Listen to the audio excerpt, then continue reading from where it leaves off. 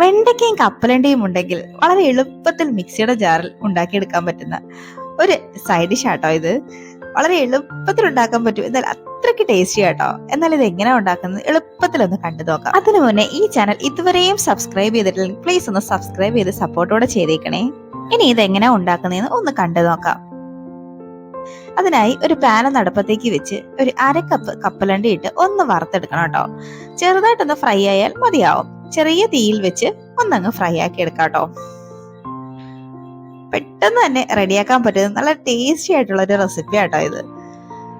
ഈ പരുവൊക്കെ ഒന്നാവുമ്പോഴേക്കും നമുക്കിതിലേക്ക് ഒരു 3 പീസ് വെളുത്തുള്ളി അല്ലിയും കൂടെ ചേർത്ത് കൊടുക്കണം കേട്ടോ. ഞാനിവിടെ ഒരു വലിയ വെളുത്തുള്ളി അല്ലി എടുത്തേക്കുന്നത്, അതൊരു 4ആയിട്ട് കട്ട് ചെയ്ത് ചേർത്തേക്കുക. ചെറുതാണെങ്കിൽ ഒരു 3 എണ്ണം വരെ എടുക്കണം കേട്ടോ. ഇത് വീണ്ടും ഒന്നും കൂടെ ഒന്ന് ഫ്രൈ ആക്കി എടുക്കാം കേട്ടോ.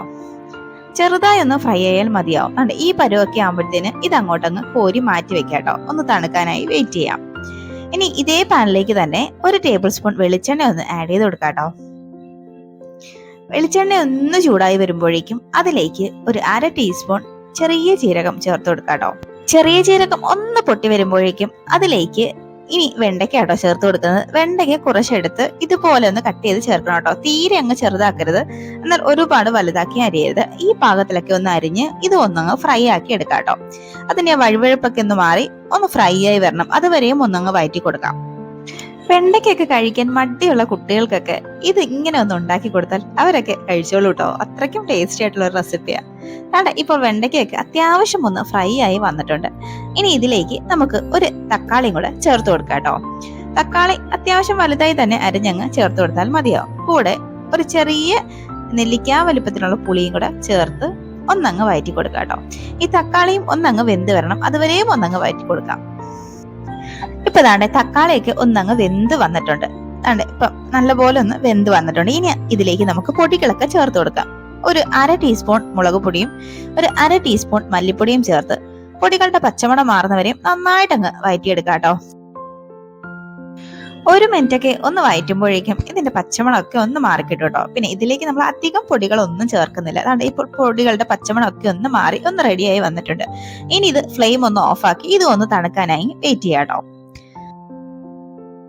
ഇനി ഇതൊക്കെ നമുക്കൊന്ന് അരച്ചെടുക്കേണ്ടതായിട്ടുണ്ട്. അതിനായി ആദ്യമേ തന്നെ നമ്മൾ ഫ്രൈ ആക്കി വെച്ച കപ്പലണ്ടി ഒന്നങ്ങ് മിക്സിയുടെ ജാറിലോട്ട് ഇട്ട് കൊടുക്കാം കേട്ടോ.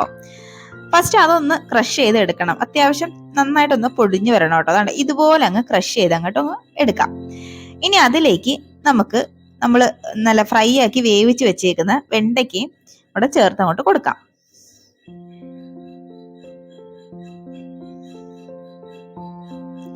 വെണ്ടയ്ക്കയും കൂടെ ചേർത്ത് ഇതിലേക്ക് നമ്മൾ ഇതുവരെയും ഉപ്പൊന്നും ചേർത്തിട്ടില്ല കേട്ടോ. അപ്പം ആവശ്യത്തിനുള്ള ഉപ്പും കൂടെ ഈ സമയം അങ്ങോട്ട് ചേർത്ത് കൊടുത്തിട്ട് ഒന്ന് പൾസ് മോഡിലിട്ട് ഒരു 2-3 വട്ടം ഒന്നങ്ങ് ക്രഷ് ചെയ്തെടുക്കാം കേട്ടോ. അതാണ് ഈ പരുവം കണക്കങ്ങ് ക്രഷ് ചെയ്ത് അങ്ങോട്ടങ്ങ് എടുക്കാം.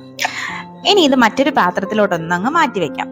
ഇനി ഇതിലേക്ക് നമുക്ക് കുറച്ച് താളിച്ചും കൂടെ ഒഴിക്കാനുണ്ട് കേട്ടോ. അപ്പോഴാണ് ടേസ്റ്റ് അധികമാകുന്നത്. അപ്പൊ നമുക്ക് അതേ പാനിൽ തന്നെ ഒരു 2 ടീസ്പൂൺ നെയ്യ് ചേർത്ത് കൊടുക്കുന്നുണ്ട് കേട്ടോ. നിങ്ങൾക്ക് വേണമെങ്കിൽ വെളിച്ചെണ്ണ വേണമെങ്കിലും എടുക്കാം, പക്ഷെ നെയ്യ് ചേർക്കുക ഒരു പ്രത്യേക ടേസ്റ്റ് ആണ്. അതിലേക്ക് ഒരു 1/2 ടീസ്പൂൺ ഉഴുന്ന് ചേർത്ത് കൊടുക്കുന്നുണ്ട് കേട്ടോ. നിങ്ങൾക്ക് വേണമെങ്കിൽ കടുക് വേണമെങ്കിൽ ചേർക്കാം, ഞാൻ ഇവിടെ ചേർക്കുന്നില്ല. കൂടെ കുറച്ച് കറിവേപ്പിലയും കൂടെ ചേർത്ത് ഒന്ന് ചെറുതായിട്ടൊന്നങ്ങ് മിക്സ് ആക്കി എടുക്കാം കേട്ടോ. ഇനി ഇത് നമ്മളിവിടെ അരച്ച് മാറ്റി വെച്ചേക്കുന്ന മിക്സിലോട്ട് ഒഴിച്ച് ഒന്നങ്ങ് മിക്സ് ആക്കി എടുക്കാം കേട്ടോ. അപ്പോഴേക്കും നമ്മുടെ അടിപൊളിയായിട്ടുള്ള സൈഡ് ഡിഷ് ഇവിടെ റെഡി ആയിട്ടുണ്ട്. ഇതിന്റെ കൂടെ ഒരു ഒഴിച്ചേറിയും കൂടെ ഉണ്ടെങ്കിൽ ചോറ് നല്ല അടിപൊളിയായിട്ട് കഴിക്കാം കേട്ടോ. സൂപ്പർ ടേസ്റ്റി ആയിട്ടുള്ള ഒരു വെണ്ടയ്ക്ക റെസിപ്പി ആട്ടോ ഇത്. അപ്പം എല്ലാവരും ഒന്ന് ട്രൈ ചെയ്ത് നോക്കിയിട്ട് ഫീഡ്ബാക്ക് മറക്കാതെ കമന്റ് ബോക്സിൽ ഒന്ന് അറിയിക്കണം കേട്ടോ. അപ്പൊ ഇനിയും അടിപൊളി റെസിപ്പിയുമായി വീണ്ടും കാണാം. അതുവരേക്കും ബൈ ബൈ.